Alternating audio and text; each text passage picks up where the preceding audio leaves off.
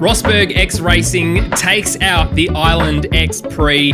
Absolute disaster for Segi TV, Chip Ganassi Racing, and a lot of damage on a lot of cars. G'day there. My name is James Baldwin, and welcome to another episode of Extreme E's official podcast, Off Track. In this episode, we review the Enel X Island X Prix. And I'm joined, as always, by my friend and yours. It's Michael Laminato. Hello there, mate. Buongiorno, James. I feel like we didn't lean enough into the Italian angle of Sardinia. I was disappointed by that, but we can make up for it. Well, if you saw anyone on the socials, there was a lot of pizza being eaten, so I think you warming up the pizza oven at your end. As a result, after the preview episode, well, that's a good idea. We'll have a lot of pizza. So that was fantastic to see. But Michael, I tell you what, a very interesting weekend of racing. We said after the Arctic X Prix, didn't we, that Timo Scheider had almost developed a car crunching course. Where do we go one step further from car crunching when it comes to Sardinia? It wasn't almost car crunching. It was just crunching cars at one point. I've got to say, after this weekend, I don't think I've ever thought about windscreen wipers more in my entire life. I enjoyed the novelty of that. And in fact, they were needed quite substantially, of course, on Sunday in the final, and it was actually raining. And I thought, yeah, of course, what would happen if it were raining? So that was an exciting twist. I mean, probably not the things people are tuning in for, is to talk about windscreen wipers, but I thought it was good. And also just, it may be an odd observation for this track, but it sounded great. The sound of the cars crunching up against things, not braking, sometimes braking, but even jumping into the water splash zones. What a great name for a feature of track. It's the sounds of this track, because it was so aggressive and abrasive and rocky and damaging, were really engaging, and you could hear the challenge as much as you could see it. Yeah, you're not wrong. It was incredible to watch. Very visual race this time.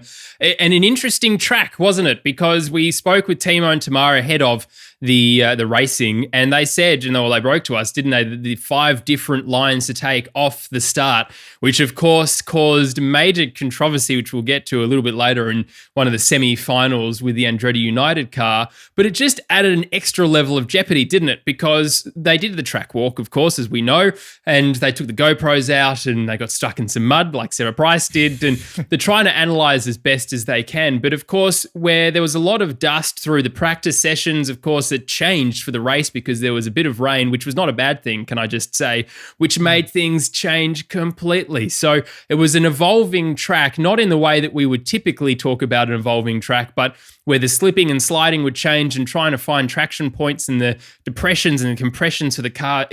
Incredible weekend, basically, is the overview. A great job by Andrew Colley, of course, and Jenny Gow. And if you haven't listened to our race preview episode, we did have Andrew on that, and you can jump back in our podcasts to listen to that. But overall, it was an interesting weekend from a championship point of view, Michael, wasn't it? Because whilst Rosberg X Racing took out the win, they weren't necessarily the favourites halfway through the weekend, were they? No, in fact, they talked down their own. Johan Kristoffersen at one point after practice, I think it was, said he didn't expect to be going that well. I don't know if he was being ironic or just trying to, hustle the field essentially, but typically they won in the end, which is, obviously very promising for their championship campaign. They were already leading. They've extended that lead a little bit more, 26 points, I think, is it now? 16 points. My maths is not so good. You can look up the table, go to the Extreme E website. But they've extended it a little bit now. We've only got one round to go. It's probably, I don't want to say it's in hand. It's one hand on. It's in one hand, not in both hands. So let's say it like that. But of course, they're there when it counts. Maybe they weren't on the ultimate pace they have been the last couple of weekends, and we'll go through the team by team later on. But in a track like this, on a track like this, in a series like this, sometimes it counts to just be there to capitalize. That's exactly what they did. And boy, did they capitalize. They did. And Molly was maybe unfortunately consistent following on from Greenland where she had a role. She had a role again here in Sardinia. Luckily, it wasn't at a point where it really mattered. But I tell you what, her determination whilst upside down and just to bury the throttle and get going again without, really checking anything else is a testament to her character, I really think. And, the Rosberg X Racing team, incredible team. all put together from the leadership all the way down to the drivers. As we know, they are, of course, the strongest team at the moment. They're certainly in the lead. But I had to feel for X44. Again, consistency for them is they had a slow puncture in the final, which we'll talk about a little bit later again. But from the Arctic X Prix to here, similar kind of issue. They didn't end up getting to the service park to be able to change that. But there seems to be consistent threads coming through some races now. And of course, as you say, we're only race 4 of 5 of the whole championship. And you just happen to think, they're top qualifiers for pretty much the entire season so far. And they just haven't been able to convert that through into the finals. But surely it's to come for the Jurassic X Prix. Well, I mean, you certainly hope so. But the Jurassic X Prix being the last race, there are a lot of teams that deserve that win. There are almost all of them at this point, including RXR, although they've had their fair share. Yeah. There are a lot of teams who are yet to score a win who would thoroughly deserve this last one as a reward for the work they've done. Not just X44, of course. We'll talk about Chip Ganassi, for example. You feel like they're everyone. But you could make an argument for anybody. And that, for me, is what adds that little bit of extra spice to the last round, on top of the championship needing to be decided, and it could still change hands, even if it is looking close to going one direction. But everyone wants to end the season on a high, not just for the season's sake, but because they want the reward for the hard work they've put in, because it's such a close series, being in its first year, of course, everyone getting used to it, that anyone at various points of various weekends, everyone has been the pace leader, and some of them are going to want the points. So true. And look, I have to apologize again. This is becoming a thread for me, consistent thread in a race review podcast to Seggy TV Chip Ganassi. I'm so sorry. Again, we did say you and Andrew. Don't. I know. Well, this week. You and I warned you. I warned you in the preview episode, and everyone laughed. And I said, "All right." And what I loved the most, Michael, was your text message to me whilst we were watching the race. I hope you and Andrew are happy with yourselves. We weren't at all. It was terrible. And look, maybe you're right. The podcaster's pox is back. The commentator's curse is back. As I said to you before we started recording this, no one's going to win the next X Prix. So I'm just not going to talk about it. But just heartbreak, wasn't it, for them?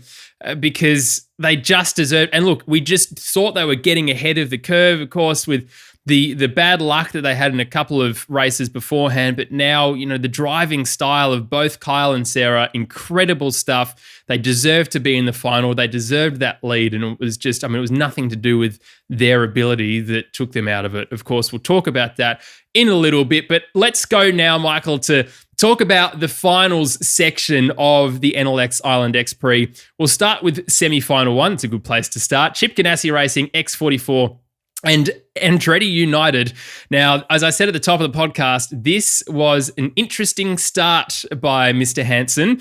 Of course, we found out via the commentators, again, shout out to Andrew and Jenny, for the fastest line off the start seemed to be that left-hand track. And of course, Timmy knew full well that that's where he wanted to be, and he tried his best to get over from the other side of the track to getting on that left-hand side, but it was no good. And he ended up making contact with both cars, of course, with Sarah to begin with, who was able to keep it on the straight and narrow and crack on. But unfortunately for that X44 car, it was no good. It seemed like the right rear broke and it was just sending it into the trees with no hope of returning.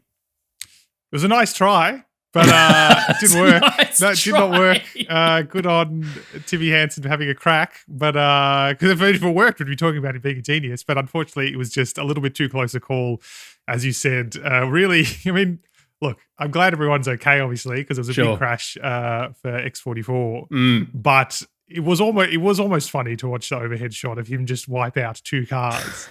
He was penalised for it as well. The driving standards were not found to be acceptable by the stewards. And it was unfortunate as well because Cristina Gutierrez in the X44 car did feel like she was going to be able to maintain it. It did look like there was a problem with the right rear, as you said. And then, unfortunately, in the scrub, hit a huge rock. Really caused some substantial damage to the front of the car as well. Quite a big hit, and she talked about, of course you feel a bit of pain after that kind of accident. What I did like though after that, and I know, Andretti, of course, they've got to come out and defend themselves, but they didn't do it too strongly. I think they knew which way things were going. But their mechanics helped repair the X44 car afterwards because of the penalty, X44 progressed into the final and obviously needed the car to be ready for the final. So there was a good camaraderie there, I think it's fair to say, and good reparations, I suppose, for the crash that was caused. But that was almost in one action the end of that final, effectively, as long as Chip Ganassi got to the finish. And what I thought was really interesting here as well, and I do feel like this ended up, I made a note of this coming into play in the final, was that because there was no pressure on Chip Ganassi in this race, they essentially got a second recce. In fact, I think that's what the commentators called it, didn't they? Like fundamentally a recce lap, or 1.5, really. And Kyle LeDuc sort of suggested that he'd found some things. And, it's all nice talk and all that kind of stuff. I think he used the phrase guns in the holsters. Yeah. Fast forward to the final 44 seconds up the road. Incredible. He found some things. Oh. Yeah, look, for us watching, and then, of course, in a later semi-final, Kyle jumped on the commentary and, was speaking about what he'd found out. And then he realized that the rest of the teams are listening, so probably not a good idea to give too much away. But it was really great to hear that sort of attitude going, right, well, we just, as you said, we're treating this like a recce lap, found some interesting lines, and even Andrew pointed out that at one point he was going in a completely different area of the track that no one had been before, because he didn't have that pressure to be able to do that, of course. And it was great to see. But yes, for X44, it just seemed like their bad luck had compounded. It was also a bit of a shame from our point of view that Andretti United's Katie Munnings didn't get an opportunity to jump in the car and have a good crack in the semi-final. It was over before it even really begun, as you said. But look, at the end of the day, there was some interesting conversations had on camera. It's the first real heated moment, isn't it, that we've had in this series, that suddenly we almost had the bad guys come through and Timmy Hansen leading the way of being the bad guy of the sport, which was undone, I think, very quickly by Andretti United's team mentality of going, all right, well, the error was made. The decision was been made by the stewards, so let's go over and, if we can, fix the car. But Dave Richards was on the camera, and is he the most well-spoken man in motorsport? Yeah, it seems like that, isn't he? The team principal of X44 had strong words to say afterwards about how it was obviously not his team's fault, and Andretti, should be pulled up on that. And I just really enjoyed the way he expressed. I mean, he's a well-known man in British motorsport circles, in particular, a chairman or president or whatever the head title is of Motorsport UK as well, I believe it is. And he just expressed his opinion in a way that for me is not, I don't want to say unsporting like in a bad way, but not of the sports field. It was a really well-enunciated argument. I enjoyed it a lot. I thought that was very good. Maybe it was what made the decision. I don't know. Probably not. I think it's pretty clear which way the decision was going to go. But I just enjoyed that aspect of it because, as you said there as well, when everyone pitched in, there's not really anywhere to hide in the service park in Extreme E. They've got tents and stuff, but everyone's just kind of there. There's not that many people there either, so it's not as if you can blend in among the crowd. So it's always that little bit extra interesting when someone does, for want of a bit of a phrase, put their neck on the line or go out and say something, because you can't hide from that. You can't go and say, oh, it's all your fault, and then scuttle away into your giant motorhome where no one can come and talk to you for a couple of hours till it all blows over. So it was the first such moment we had in this series, and I thought it was a really interesting glimpse into how everyone was behaving.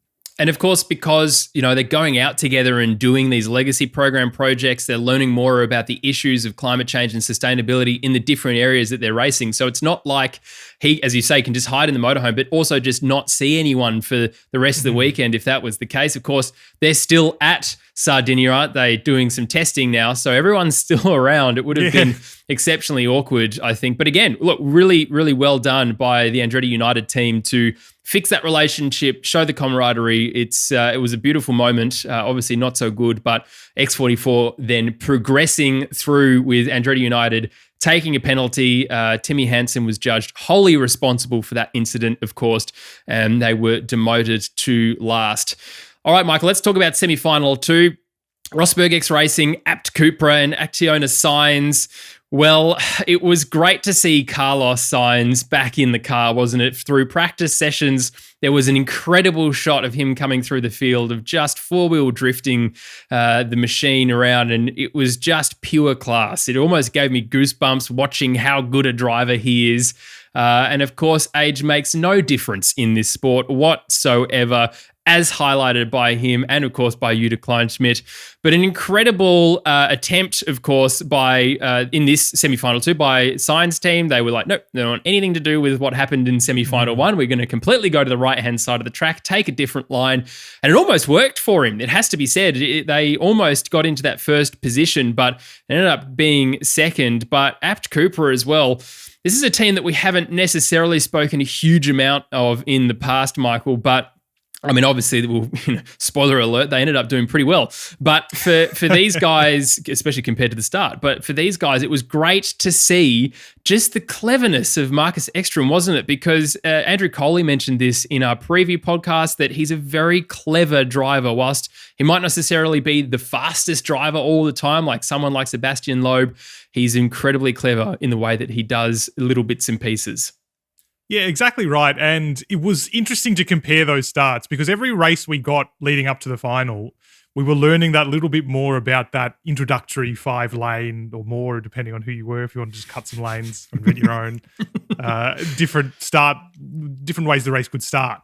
And this was a really great example because while Abt and RXR did take theoretically the faster line or the preferred line up to that point of the weekend, just being second. And before the final, of course, earlier in the day, it was still quite dusty. The track had evolved quite dramatically in that direction. Everything had gotten used to the cars running over it.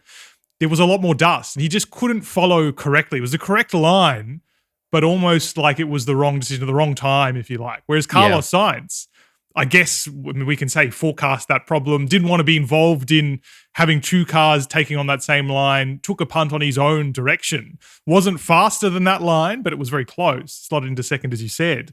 And what a shame then subsequently, it was a power steering problem, I think it was, or is a steering problem in any case, that took them out of that race fundamentally. But I do love seeing the really experienced guys, as you touched on, whether it's Ekstrom, Carlos Sainz. I really like that they're bringing a different approach. Like I've been enjoyed seeing Christopherson in the car, for example. I mean, they're all very relaxed, but he's super relaxed. In fact, there was at one point where he was asleep before embarking on a lap earlier in the weekend. Yes. And I even enjoyed, just to go back briefly to semi-final 1, and this was picked up by the eagle eyes of Jenny Gow in the commentary box, when Scott Elkins is doing the dramatic, get ready to race. Energize your systems, I think was the line.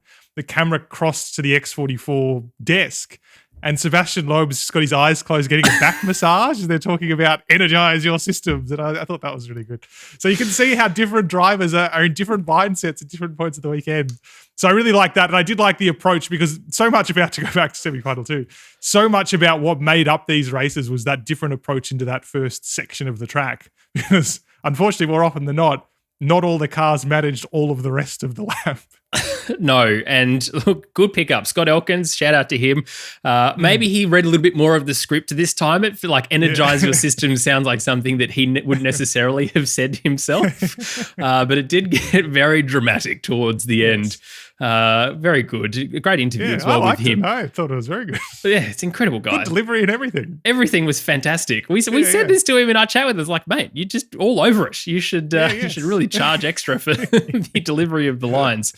But look, it was sad to see the Acciona Sainz team bail out, and almost sort of, by the fourth corner or the fourth gate, I should say, they were out. And RXR and Abt Cooper were towards the, going past them. That was it, done. It was almost this racing of reliability issues that plagued a lot of the cars this weekend. It almost doesn't seem fair, does it? Because of, the safe sort of line that he took, which really was paying off for him, and then it was no good for the rest of it. Of course, they then had to drag the car around and finish just to make sure they had some kind of time on the board. Of course, they're learning, as I said, all the time. They don't have a huge amount of practice and testing sessions in these cars, so it was good at least to do something around for it. But you have to feel for them, don't you, in the legend of Carlos Sainz not being able to really take the fight with those other two cars. Yeah, and this is what it's going to come down to again, to think about the last race, the next race. is there's so much unfulfilled potential in the field. And that's not for want of trying, certainly, but just circumstance more often than not. And for the Sainz team, there's so much promise there. And I know it may be a little bit unfair to pick on the Sainz team because they've got the famous name, but the famous name of Carlos Sainz is out there for silverware. That's the whole point of it. And, amongst so many other big brands in motorsport or road-going cars and whatever out in the field in Extreme A. But you do feel like that Sainz team, I mean, they've shown that kind of pace. They've got one podium to the name now, but they've shown those glimpses of pace. Again, like everyone has. So I guess it is unfair, I know, to pick on them, but it just feels like, he's such a legend, Carlos Sainz. We've talked about him before, but he is such a legend. And it is such a shame when we see him knocked out just for technical problems. And as I said earlier, age does not matter. The way that he drives this car, you can tell that he's just found the rhythm. And even over the weirdest of terrains and the water and everything else, he just manages to put the car where it needs to be at the right time.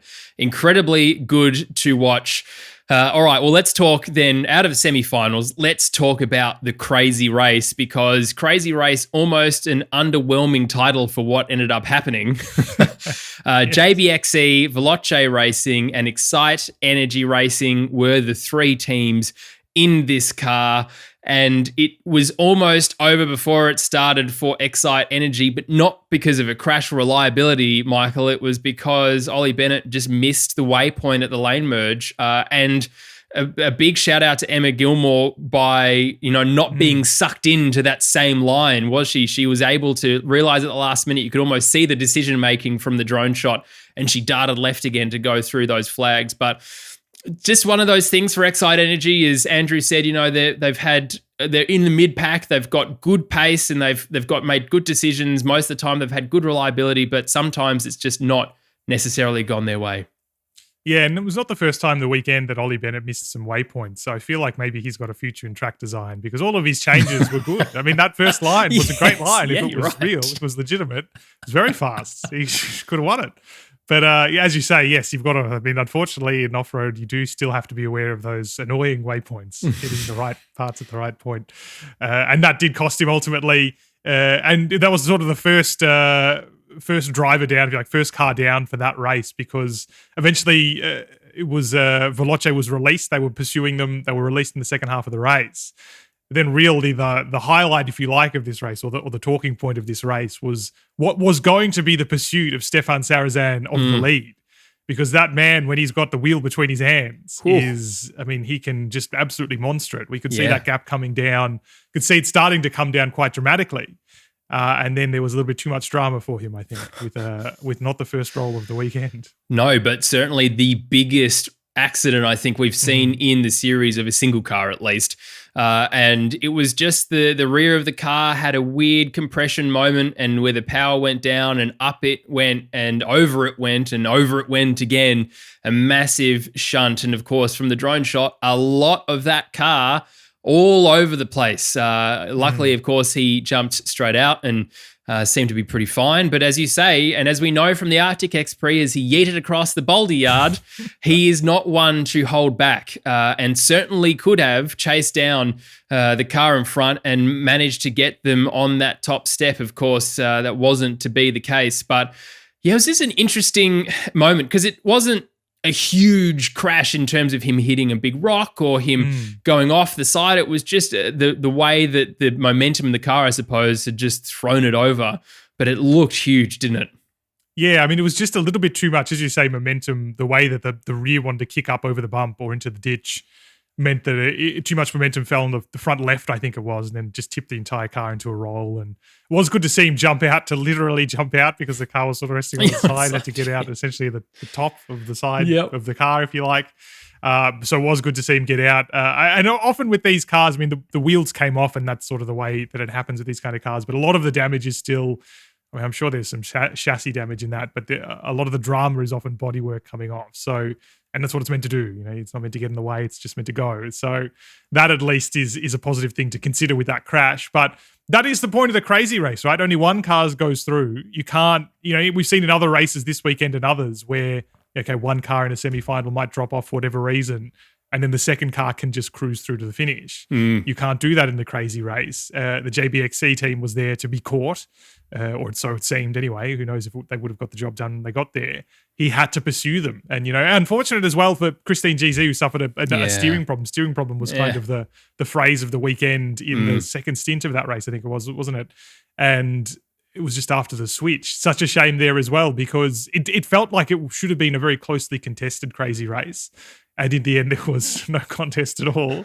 But it's crazy. Crazy by name, crazy by nature. Yeah, and again, just incredible talent in every team. And, everyone brings something different to the car. And while someone might be fantastic in straight line, there'll be other technical areas where someone else is better. And it's just, who starts in the car first, of course, makes a big difference. And the same person who starts first in qualifying doesn't start for the semi-final, it's good. I think the way that the championship is set up and how drivers start and the rules around that is actually very, very good, because it just means that, there's a bit of jeopardy thrown in and you have to place your best starter, let's say, in a key point, but it's not necessarily the entire time for the racing. All right, well, let's talk about the final, because there was plenty of action here. Again, a 5-car final is fantastic to watch. There were 5 lanes, didn't matter, not all 5 were used. Sorry, Timo. There was probably 2 or 3 lanes that just were never used in the start. Timo's going, what do you want from me? I've given you so many lanes. But of course, it was almost a 4-car final, wasn't it? With, unfortunately, Jutta Kleinschmidt not being in drive as we went through, which was a bit of, a bit sad to see. I was like, oh, what happened? Is the car completely shut off? And no, of course, after the race, she said, oh, well, I just wasn't in D. Look, happens to the best of us, doesn't it? We got to pull away from the being in a park, and it's still in park. But of course, the rain, as I said earlier, the rain was pretty significant, and it changed the way the course felt. Of course, there was no dust like we saw in the semi-finals, like semi-final 1. So it meant that you could follow very closely up the same path if you wanted to. But of course, those other 4 cars, as they got out, it was really, really interesting, wasn't it? Especially between the JBX E car and the Rosberg X Racing car. Yeah, I mean, we saw contact there early. Luckily, there wasn't anything too substantial, though. It was Alan Kudlenski who later spun, maybe testament to how much of a slog this track became just after the merge, I think it was, because there was mud. It became went from a dirt and rocky course to a muddy course. Couldn't almost tell the difference between some of the water splash points and the rest of the track. It was surprising how much rain there was. It was weird. It didn't even seem to come across on the camera that much until you saw the cars reacting to it. Yep, going for a swim. Yeah, well, exactly right. It did make a difference to the way they had to approach the race, because it was essentially almost like a new track again. The cars weren't behaving in exactly the same way they were in the previous rounds. It is funny to think back to that start, though, that the Abt car was not in drive. The Kleinschmidt hadn't engaged drive, I suppose, to consider that at the end of it, they still finished second. Yeah. A little bit off, but still second. And that is a testament to how unpredictable this race was, because I mean, it was also another race of attrition, really. Even in the rain, the aggression of this circuit was not eased. No, absolutely.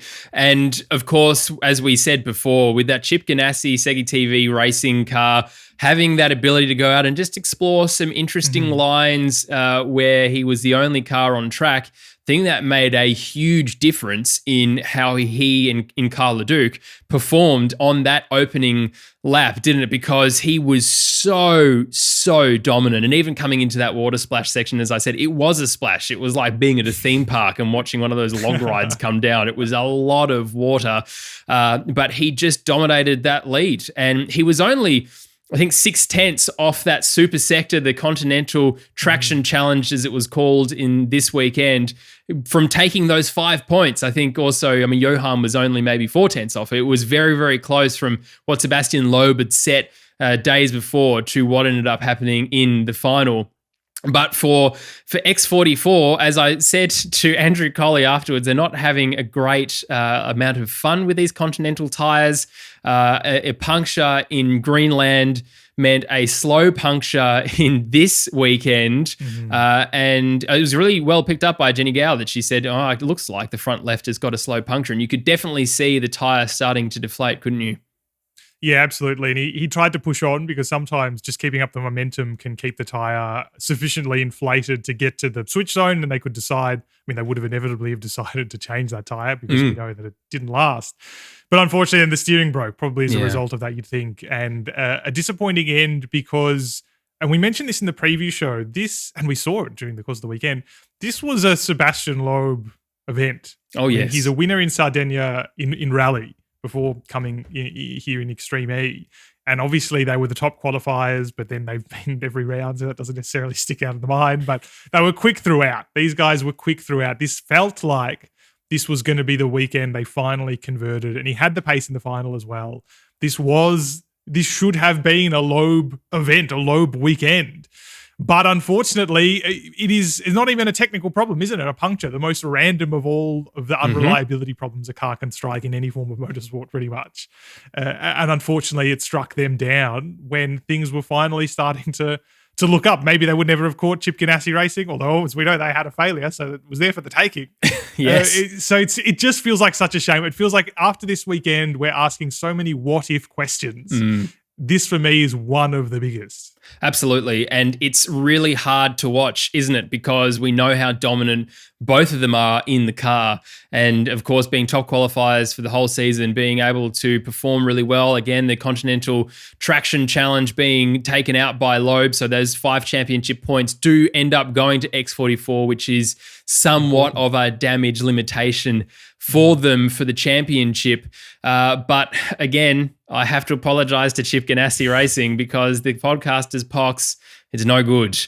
The absolutely dominant drive of Kyle. And again, he just looks so comfortable in these conditions. It was a complete change in track conditions, as we've said, ahead of all of the other racing to this point, and he was just a smooth operator. He was really doing a great job in the car. The switch was good. You know, they had heaps of time.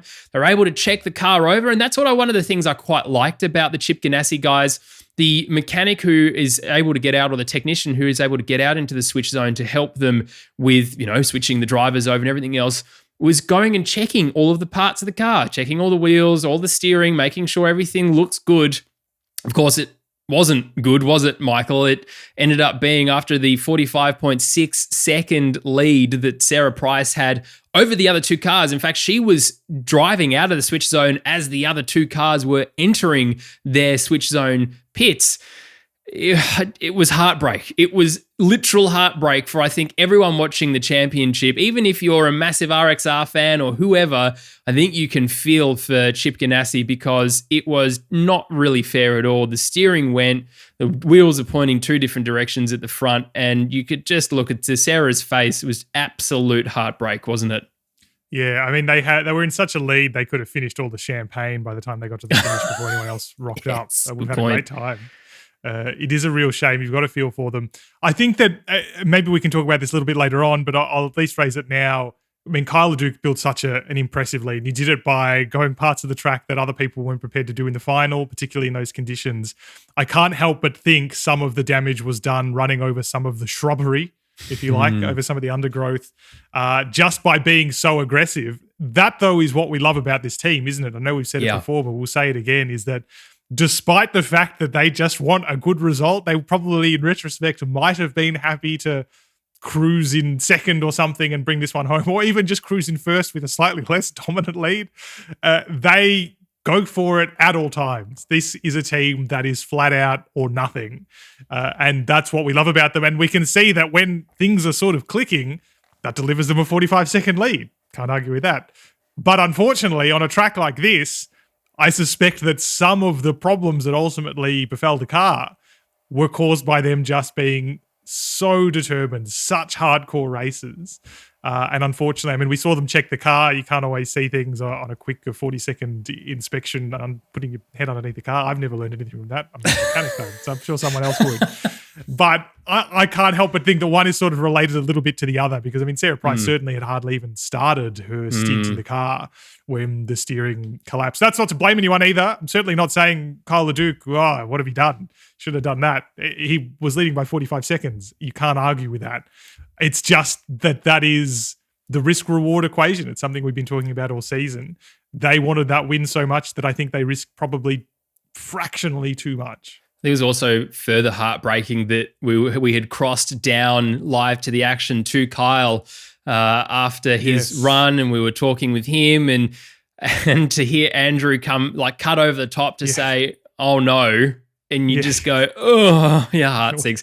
Anyway, as Coley has said, you're not supposed to have favourites in a series like this, especially on an official podcast and as a commentator, but you just can't help to feel sorry sometimes for teams like this, and they're dominant. As you say, look at the performance of Kyle, and both Sarah have put in all weekend, and it was a shame to see.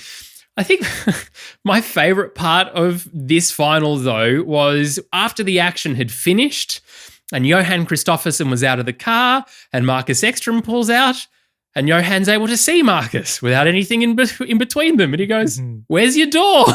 Where's your door gone?"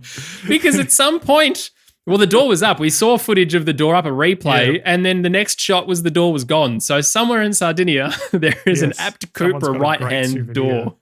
Yeah. What have you brought home from the race? Just a door. What are you like? Christ, a great thing. Good souvenir. Beautiful souvenir. Yeah, it was really unusual. There was a great, there was a good content generator, actually, that missing door, wasn't it? Because there was some great onboard footage of, I guess, when the door popped off. We didn't ultimately see the door pop off, but when Matthias was in the car and sort of he looked to his right, and then sort of double checked. I was like, what's happening here? I must have felt the breeze coming in. Yeah. You could tell from the way he was driving as well that he was clearly, I guess he knew second was secure. He'd seen enough of the wrecked cars to know that he must have probably been second. Yeah. And was taking it very easy through the water sections because he didn't want a mud bath, as I think he said in his words afterwards. But then I did love, as you said, at the end, I crossed the line and Johan Kristoffersen sort of was looking in disbelief. I don't know what they said. Obviously didn't understand the language, but there was just this sort of, what happened? It was a fist bump through the open gap, which I loved. Yes. I'm disappointed he didn't climb out through the door that was already open. He still went through the driver's side door. So, that would have been a nice exit, I think. But look, dramatic pictures all round. What can you say? But I'm curious to hope that they found that door. I wonder if they did find it. I'm sure they did. I'm sure it's somewhere now. If it's not someone's souvenir from the track, it's back on the car. And of course, we have to talk about Rosberg X Racing because they were dominant, weren't they? And Johan Kristoffersen's drive in the second lap was absolutely dominant over Apt Cupra. I mean, two drivers in Marcus and Johan, like incredible talent, both of them in that final lap. It was great to watch, but with Molly doing an incredible job in the first lap, doing enough, wasn't it, really, to make sure that they were able to be in the position where they were to inherit the win. And as you said up the top, sometimes you just have to be there ready to pick up the pieces if something happens, because this sport isn't, we don't really know what's going to happen because we've never been to these tracks before. And of course, with different lines being taken, as we saw with the Chip Ganassi team, that sometimes things can get loose and damage can occur. And of course, they crossed the line to take the win again.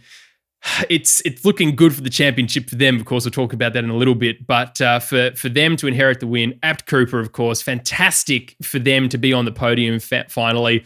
And even though there wasn't in drive at the beginning with Yuta, for them to be standing on the second step, as you said, shows the jeopardy of this racing and where you just need to be. And of course, JBXE too, with after the spin that Michaela had, there wasn't a lot of pace in the car. As I mentioned, it kind of looked like the right rear was tracking in a different direction to the rest of the car, but it didn't matter. They managed to drag it around enough to secure that third position, which isn't the first time that they've managed a podium without actually crossing the finish line, but that's the nature of this race, and they'll be very happy, and Jenson Button will be very happy with that result too. Yeah, I mean, they're fourth in the championship because they've been good at picking up pieces. Like, that's been the whole thing. And it was interesting, and we will touch on this a little bit later on when we go through it team by team, but Rosberg X Racing, as you said there, just being in the right place at the right time. But to go back to what we were talking about earlier on the show is that they, for whatever reason, didn't feel like this was going to be their weekend and were just committed to being there, being present. Who would have guessed in that situation that then being present meant they were going to win yet another race? But that is just what it's all about, especially when you're not 100% convinced about car reliability or the track conditions have changed. Of course, they did in the final. Just being at maybe 95% or 99% maybe, one short of 100 is enough to get you to the finish, score valuable points. And now it's I guess we can probably say theirs to lose. Is that a sentence we're prepared to use? I know I think so. we've already put on the trophy, but Yep. yeah, I think with one hand on the trophy, it is theirs to lose for sure. That's fair enough then. There we go.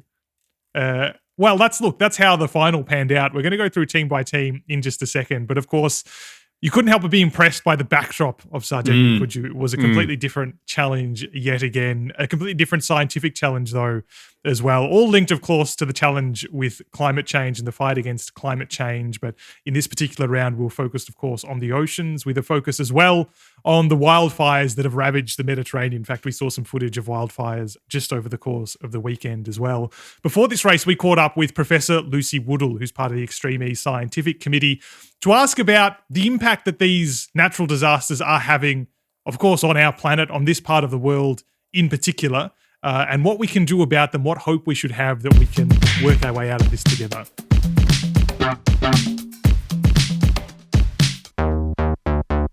There's obviously a lot of negatives. When we're talking about climate change, it is a negative thing. We can't escape this. And you touched on, let's say, the more extreme things we're seeing more regularly. We're seeing, it feels like certainly more wide-scale natural disasters. This European summer, we've seen a lot of fire. We've seen floods in the south, also in Europe as well. It's flooding no matter where you are, it seems. Heat waves, as you mentioned. We've heard this is a tipping point, of course. We've heard, for example, from the IPCC report, they've used the words code red. Is it catastrophize? Like, are we at risk of catastrophizing, though, in the sense that people despair too much? Is it still salvageable, the situation? Should we have reason for hope?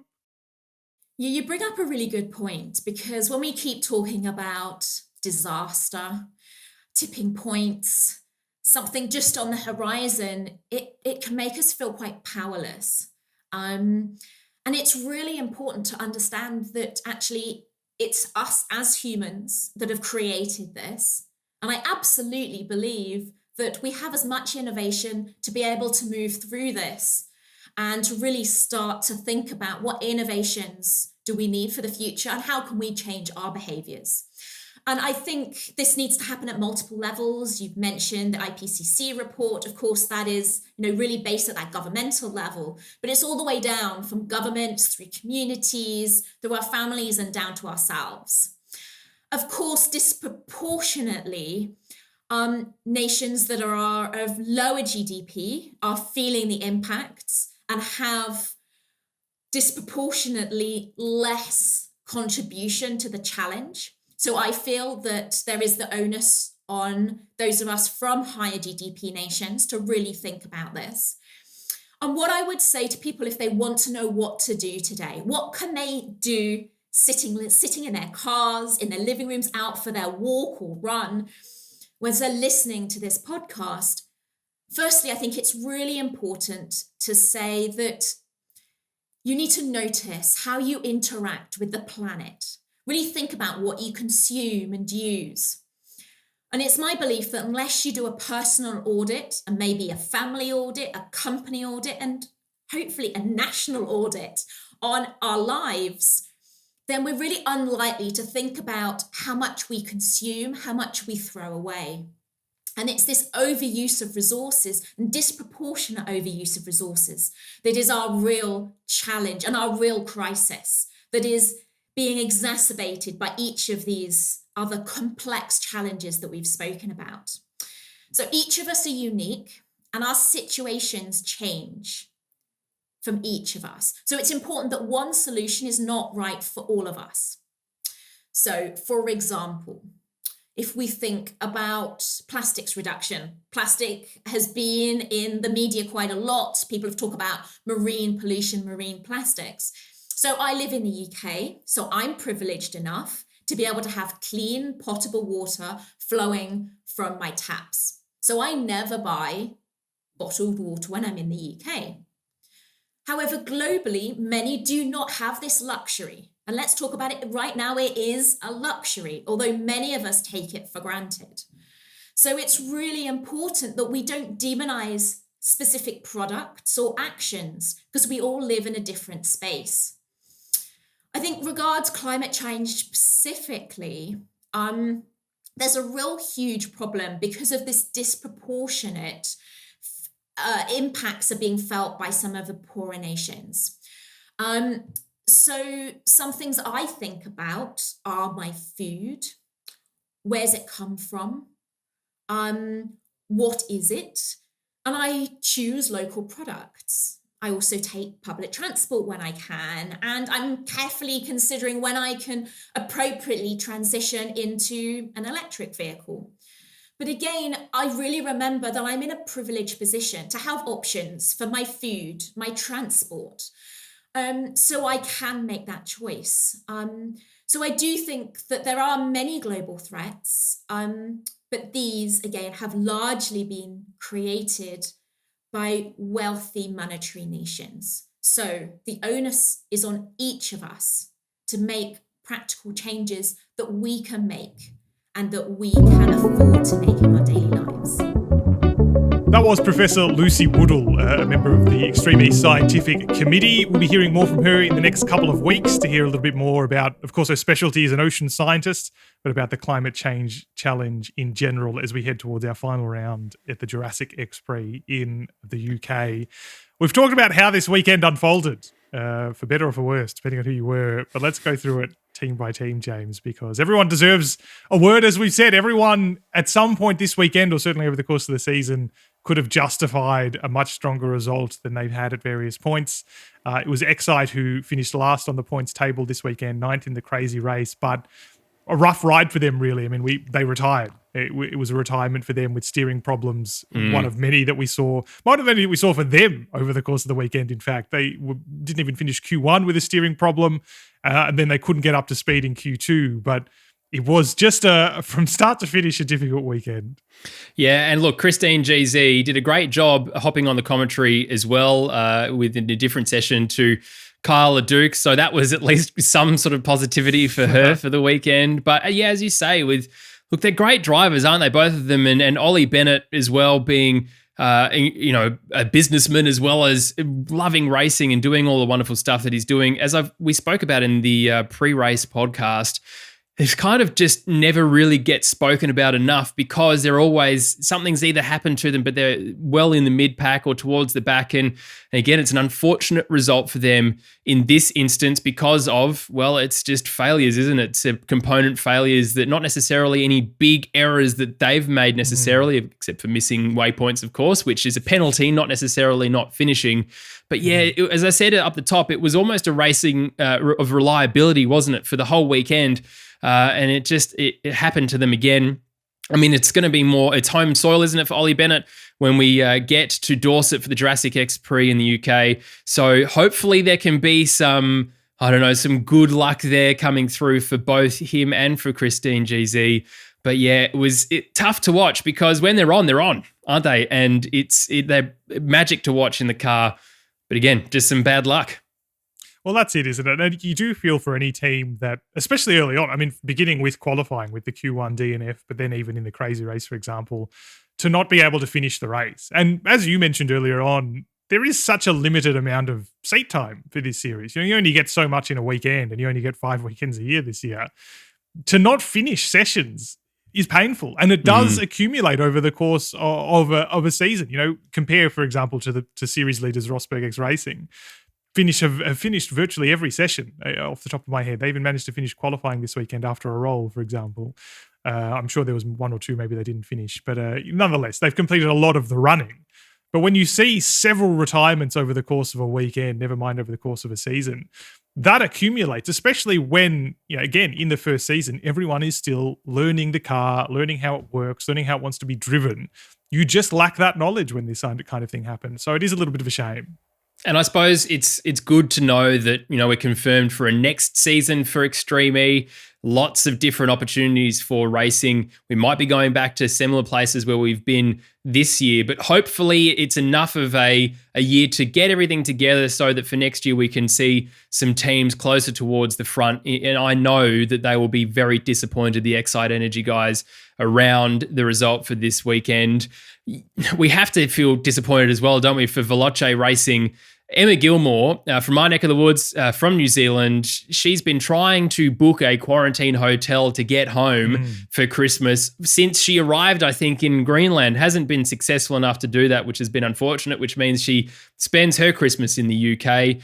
A great drive for her, considering she's stepping in from Jamie Chadwick, and a shout out to Jamie Chadwick as well for being the champion, for winning the W Series. Fantastic news for her and Veloce Racing in that space. But for her, Emma, great racing again. Fantastic experience coming into Extreme E, as we know. And of course, Andrew Coley mentioned that as well, that her rally and the rallycross and the off-road stuff that she's done in the past really sets herself up very well for this.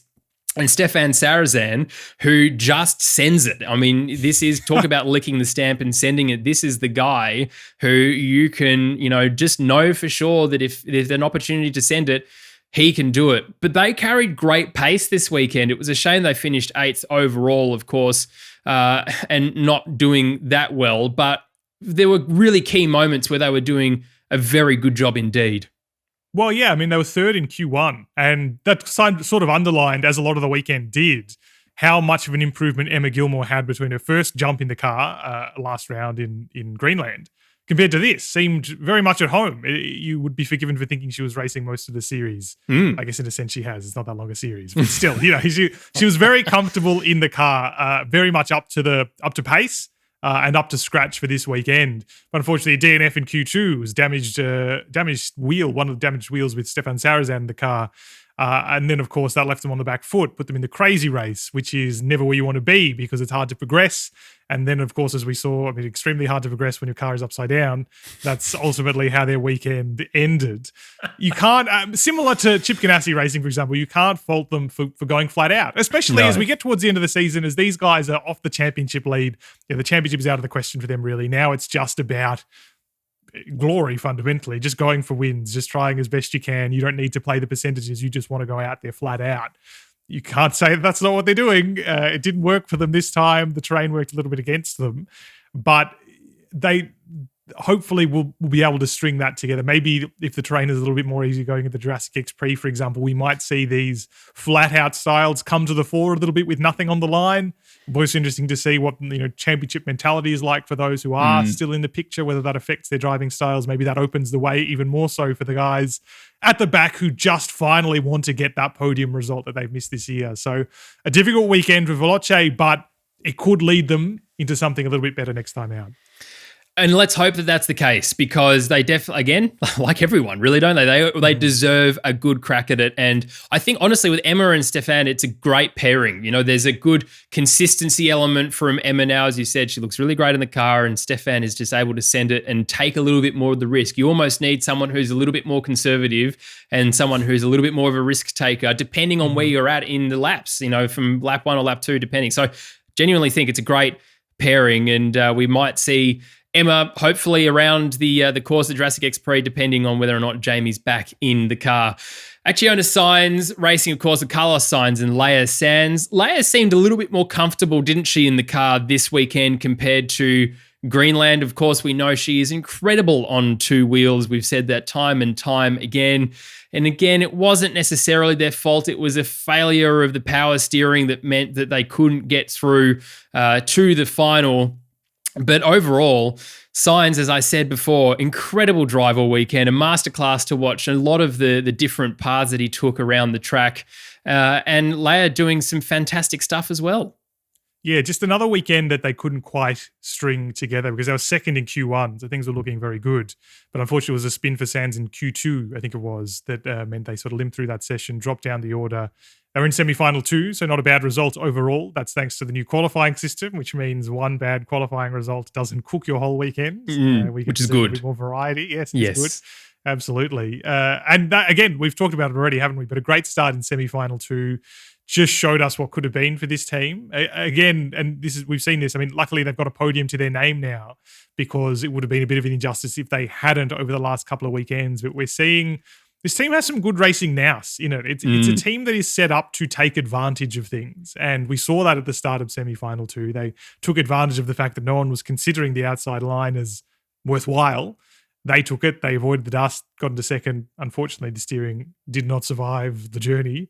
Didn't make it very far into the race at all. An unfortunate ending to that. 7th overall in the order, out in semi-final too. But you know that this team is ready to pounce. You just know it's ready to pounce. Yeah, I can't wait to see what they do at the Jurassic X Prix. They've got a lot of pouncing opportunities, as we know. Who knows what's going to happen? A lot of pouncing in Jurassic times, weren't there? Yeah. Jurassic Park has led me to understand anything. Yes, I look forward to telling everyone which character you've decided to choose from that franchise to be for the weekend. Well, let's move on to Andretti United. Of course, Timmy Hansen, Katie Munnings. It's worth mentioning that in qualifying, a power steering issue for Hansen meant that he dislocated his shoulder 3 times on the track. Big Al, no thanks. Very good. Happy for that to never happen to me. But the fact that, I mean, he's like, oh, you've had it for a couple of years and, you know, it's going to push out. I was a bit sore at the end. A bit sore, mate. 3 times it popped out and popped back in again as you're driving. And you just jumped out of the car very nonchalantly and said, oh, yeah, you know, let's run through the reset procedure to make sure the power steering's working again. But like, big effort. At that point of the weekend, he was almost the hero for me because of the sheer pain that he was going through. But it just shows, doesn't it, how heavy these cars are without that assistance of power steering, Michael, that, you know, they really are dragging it around. And Timmy just clearly has that upper body strength to be able to wrestle it into a position that he was still making good time around the course. Extreme E, it'll rip your arms off. Do you think that's going to be a good... Do you think this is why you're not the marketing team? I mean, maybe it gives him extra reach. Maybe it's to his advantage. We thought about that. I don't know. He's living with it. He's doing all right. It's incredible. I mean, it just shows that some of these motorsport characters are just too much for me to understand. Because how do you do that? I mean, I don't know if it's better or worse because, like you said, it's an injury he's been living with for a while, I suppose. Mm-hmm. Is it better or worse that he just goes through it now? Is he used to the pain or is it not as painful? I don't know. I've never dislocated anything. No, neither have I. I'll never race in an extreme E car if that's what I'm in for. So it's never going to happen. Wrap you in but it does just show, A, the level of commitment. That should be a given, really. People are here for a reason. They're not just turning up for fun. But also, yeah, motorsport types. I mean, I used to think MotoGP riders are crazy, and they are, but yeah, I couldn't imagine that. What are you doing? If you 3 times, so many times, three more than it should have happened. Exactly. Once is more than enough. 3, no good, too much. Yeah, how did he get it back in? Like, he must be very expert at that to have it happen to put it back in and then for it to come out and then you go, oh, I better put it back. And then it comes out again. Then, put it back in one more time. I guess if it happened one more time, would he have called it quits? Was there a limit? Oh. But again, his pace was, obviously it was slower because of the lack of power steering, but you wouldn't have known that he was nursing an injury around the place. Anyway, look, it was... Overall, though, the weekend wasn't for them. Of course, they were 6th overall, having that penalty in semi-final 1, which meant that they didn't even have an opportunity to race in the final. We spoke a little, didn't we, in the pre-race podcast about the opportunity that Andretti United had to enter the fray and the frame, really, isn't it, for the to win the championship. Of course, with Rosberg X Racing now with one hand on the trophy and X44 being the other title contender, for them not even being able to get through to the final, does that really put them out of contention, do you think, when it comes to the Jurassic X Prix? I mean, shy of a huge incident involving those X44 and Rosberg X Racing cars, is it too far the gap to close now? Well, yeah, I mean, it's 36 points now, if my math serves me. It might not, so please check the I love live maths on a podcast. It is my favorite thing. We need to start an Excel spreadsheet for the podcast. I think we'll help out a great deal. But I think it's approximately 36 points if it's not exactly 36 points, which is a lot considering that, of course, you're winning points in qualifying in the race. And then, of course, there's the Continental Traction Challenge. That can make a difference. It might. We know X44 obviously picked it up this weekend and Rosberg X Racing is yet to get a 5-point score over the course of the season. But that is a lot of points to make up. You'd need a really disastrous. You'd need the RXR and X44 cars to fall off the back of the ship on the way, I think, just to be able to score that many points against them. It's not anything against, of course, the Andretti team, just that. That is a lot of points to make up. I don't think it's mathematically impossible, but it is going to be very impractical, I think. But of course, as we know, who knows what's going to happen Lots of Well, I mean, pouncing. there might be rough seas between Sardinia and the UK. So, It might be, you're not wrong. That could potentially be a thing. But of course, Andretti United, it's look, great team, of course. And we have a bit of a teaser, of course, that Katie Munnings is going to be on the podcast in a couple of weeks. It was great to chat with her before this event, of course. But let's keep going. X44, the king of rally in Sebastian Loeb, and almost off-road too, because he is the masterclass. You cannot deny his ability in a car. In just incredible talent. And of course, Cristina Gutierrez, I really felt for her watching that collision with that rock. Of course, we know before the Arctic X Prix in Greenland that she was recovering from an injury in Rally Kazakhstan. And the first thing that went through my mind when the image of her coming to a very abrupt stop with that rock was that I hope that she was okay and that, she wasn't hurting or doing anything in that space, in that re-injuring space. But certainly, again, dominated for the whole weekend, except for the issues that they had with the steering and then being pushed off, unfortunately, into the scrubland there. But they're both such great drivers, and Cristina Gutierrez is such a fast driver in her own right as well. We just haven't this weekend been able to see that, have we? Yeah, I mean, Cristina Gutierrez also goes in my how weird a motorsport drivers column because it was a back injury, let's not forget. Yeah. It was before the Arctic X Prix, wasn't it? Yes. In Rally Kazakhstan. I can't believe she competed. But she did. She was competitive, and she's competitive. And then, as you say, it was a really substantial collision because it seemed strange. It was such a sudden stop. And then, of course, we saw on board, you could just see the boulder that she hit caused a lot of damage to the car. Luckily, she was all right. They competed in that final. It was sad in the end, really, wasn't it? Because they managed to get that car repaired in time, only for another issue to befall them in the final when they were looking good. And like you mentioned, this was a Loeb weekend. Like if you were to create an Extreme E round for him, it probably would have looked a lot like this one, just without the technical problems, obviously. And so such a shame that we haven't seen, and such a shame again, obviously for the championship perspective, because they have lost ground. This could have been a great opportunity, should have been a great opportunity for them to make up some points, give us a really tight final round. They're still in it, of course. We still might get that in the UK. But it's just such a shame for them not to be able to convert still that qualifying performance. They have swept qualifying through this series. No one else has come near them. And yet, they just cannot get that win. They did get the Continental Traction Challenge, so they were absolutely the fastest, I guess you could say, over the course of the weekend or of this event. Just could not get the luck in the race. And that is so much the story in Extreme, isn't it? So many drivers and teams just not having things fall their way. But if anyone were due one, it felt like this was going to be it, and just not for them. Yeah, it was very unfortunate. They finished 5th overall in the final with that error and that issue that they suffered. Look, bad luck for them. Again, we'll see what they can do in the Jurassic X Prix. But Chip Ganassi Racing, I just feel my heart is heavy for these guys. Sarah Price, Carla Duke, 4th overall in the final, which is a better position than they've been in previous rounds. Let's not forget.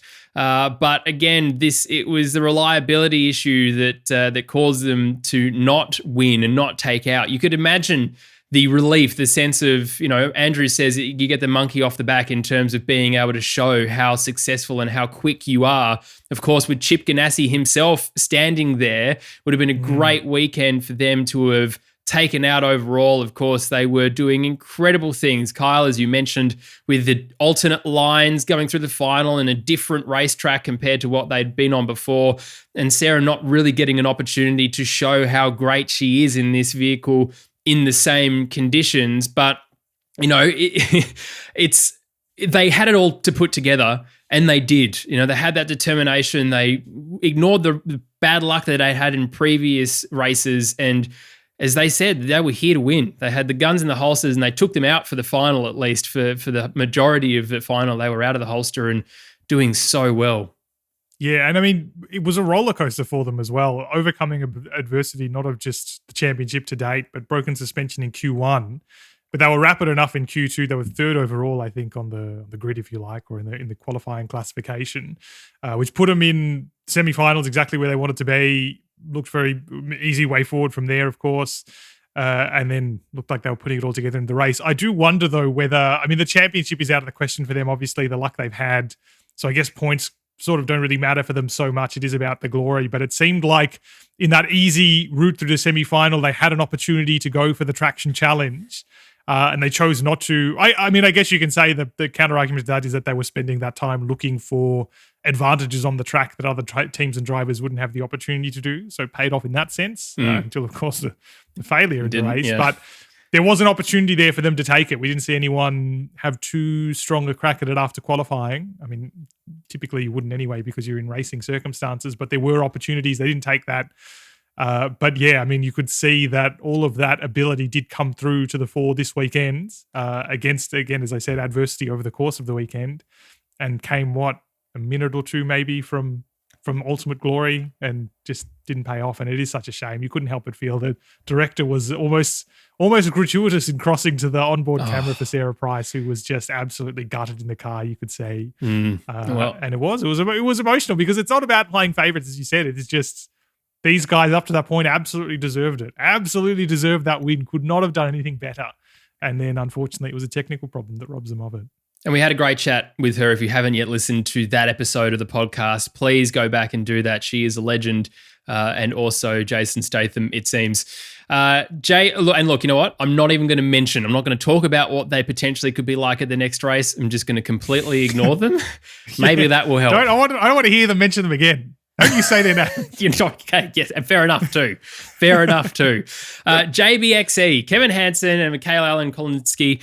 Look, not a great weekend for them overall in terms of how they performed in the race. Of course, Michaela being spun around very early on in the final. And again, as I said, some kind of error going on with the car. But they did enough to secure the third podium step. As I said, Jensen Button, the team principal CEO, will be very, very pleased with that result, considering, all they really had to do was get past the X44 car and get past the Chip Ganassi Racing car. They didn't really need to do much more than that to secure that third place, but they've been there or thereabouts for most of the X-Prix, haven't they, Michael? Being able to pick up some podiums when the other pieces have fallen off the table. And I think for them, if they had a clean run, we know how quick Kevin Hansen can be, and Michaela as well. Both of them, again, a really great team. Of course, both from Sweden too. So flying the same flag and being able to understand each other, of course, in the crossover sections, talking in Swedish is going to be very helpful for them. But yeah, it was just a shame we couldn't see the true pace out of both of them. Yes, they're still on board. I mean, this is their third podium from 4 rounds as well. And their lowest podium. The other two have been seconds, which is pretty impressive when you think about it. As you say, they're doing enough to be there. Maybe they don't have the outstanding pace at the moment. I don't know. I don't think that's necessarily down to the driver. Maybe they're just not suited absolutely to the car, or they're still getting used to it, whatever. Some of it is, of course, luck. We know that in Extreme E. Some of it is just luck. But it is just about being there. The race formats that we've gone through over the course of this season mean as long as you're there, you will slowly progress. And it does feel like they sort of swanned through Sunday, made it through the crazy race through attrition, and then finished on the podium through attrition. But that's it. That is something we talked a lot about in the preview episode with Andrew Coley, was this is all risk versus reward. In Extreme E especially, where the terrain is unknown and extremely changeable over the course from round to round, and this weekend even quite changeable from the first day to the last. It's how much you want to risk. And if you choose to risk a little bit less, of course, you'll be slower. But maybe coming into this weekend, you look and you say, this train is extremely aggressive. We're going to see a lot of car problems. We're going to go at 90%, 95%, and we're going to pick up what comes to us. That is a valid strategy. The strategy doesn't have to be the Chip Ganassi Racing, go absolutely all out and then hope the car survives it. It is make sure that you're the guy who picks up the pieces when the cars inevitably don't survive. So it is a valid strategy. They're now on for third in the championship. They're fourth at the moment, 1 point behind Andretti United. So their battle is now to take third in the inaugural Extreme E Championship, which is no small matter. And given they're a consistent podium getter, why can't they do it? Yeah, it's really going to be on, isn't it? In all of the points gathering outings at the Jurassic X Prix, Andretti United will now be looking behind them to make sure the JBXE car stays there. But a great result for them overall, as I said. They're going to be pretty happy with that. Abt Cupra, though, Jutta Kleinschmidt, Matthias Ekstrom, very, very, very good result for them, considering the bad luck that they've had in previous rounds, previous X-Prix as well, for them standing on the second step of the podium. It was great to see. It's nice to see another team up there as well, of course. And they looked very, very happy, didn't they? I've been struggling to think of a pun for door this whole podcast since we brought it up, but I can't think of even one. Not even one. Doors left open for them to get a win. It wasn't. They weren't in. The door was left open for them to get second. Second. Yeah, I guess so. That'll do. Look, I mean, I'm not going to. We've had to explain it now. It's terrible. Terrible. We'll go with that. Look, they've been a bit of a sleeper team. We said this at the top, didn't we? We haven't spoken about them all that much over the course of the year, but are consistently on the pace. In fact, they've had only once outside the top 3 in qualifying all year at the Ocean X Prix. This was their first podium, though, which is unusual. It's, again, another team that hasn't quite managed to convert their qualifying pace into results on race day. So in some respects, it was well deserved, but in some respects, this was sort of coming to them, if you like. It was an inevitability at some point, you'd like to think, even if they rocked up without a door. You know, in any country, if you were driving without a door, the car would be impounded and probably crushed. So they're lucky to make it to the end. I assume that's the law in Italy as well. Weight shedding, though, just clever weight it could shedding. Be cheating as well, couldn't you? You could look at it both ways. Maybe they should be disqualified. So it was a good race, despite the lack of door, which is a sentence I never thought I'd say.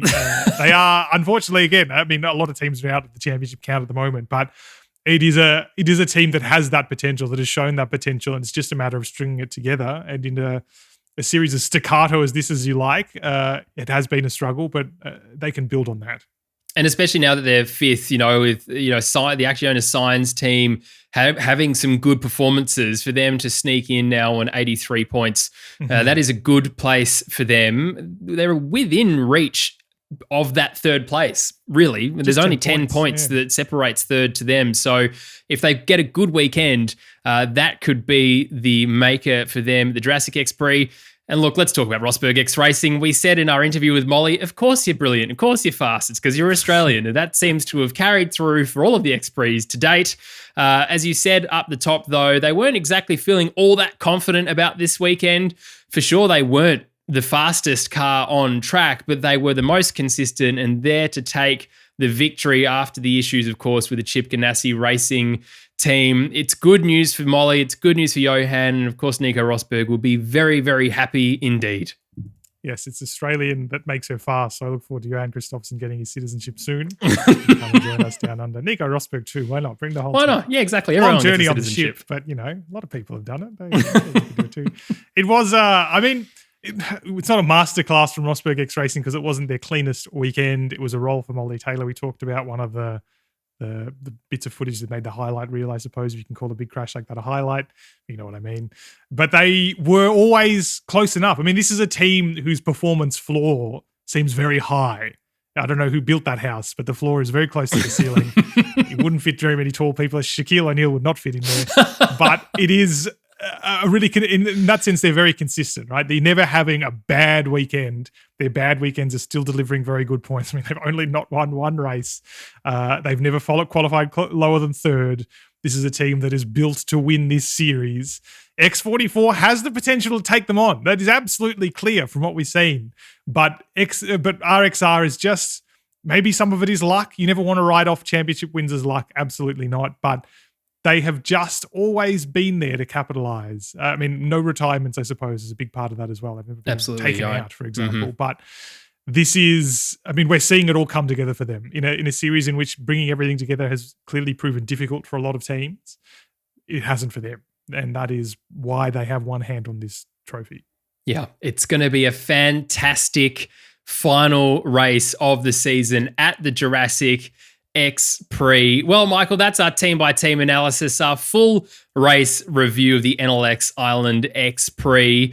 There's so much more to come for this podcast, though, and a massive thank you to you for subscribing and listening wherever you are. If you're watching us on YouTube, if you're listening to the audio podcast, it has been great to have your company for the entire time of doing all of this stuff. And as I said, there's more to come. So make sure you're subscribed to the podcast or subscribe to Extreme E's YouTube channel, because the next 2 interviews to come are pretty special, aren't they, Michael?